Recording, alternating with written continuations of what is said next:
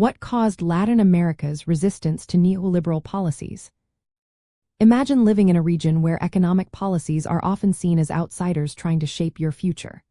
That's what many Latin Americans felt during the rise of neoliberal reforms in the 20th century. These policies, which focused on privatizing state industries, cutting social programs, and opening markets to global competition, were pushed heavily by international financial institutions and foreign governments. But why did so many people push back so strongly? Let's find out. First, these reforms often led to increased inequality. When governments sold off public services and industries, many ordinary people lost access to health care, education, and jobs. The rich got richer, but the poor faced more hardship. This created a lot of frustration and anger among those who felt left behind. People saw their communities suffer and their social safety nets shrink, sparking protests and resistance. Latin American societies have long valued community and collective well-being. When neoliberal policies emphasized individual success and market forces over social support, it clashed with these cultural values.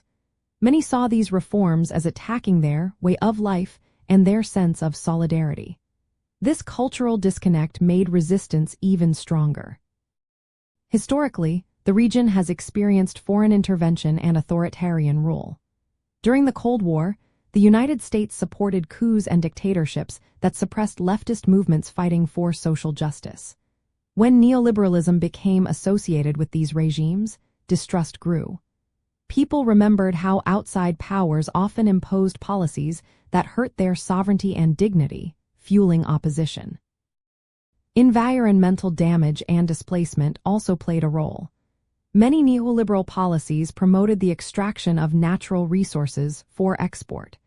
This led to pollution, deforestation, and the displacement of indigenous communities. These ecological and cultural grievances motivated many to resist these economic models. Resistance took many forms. People organized protests, strikes, and indigenous uprisings. Some countries elected leaders committed to reversing neoliberal policies and restoring social programs. These movements aimed to reclaim control over their economies and protect their communities. They wanted policies that prioritized their social and cultural needs, not just profits. In the end, Latin American resistance to neoliberal reforms was driven by the social inequalities these policies created, their clash with local cultural values, the region's history of foreign domination, and the environmental and social costs of resource extraction. It's a fight to keep their identity, sovereignty, and dignity intact in a world that often seemed to overlook their needs.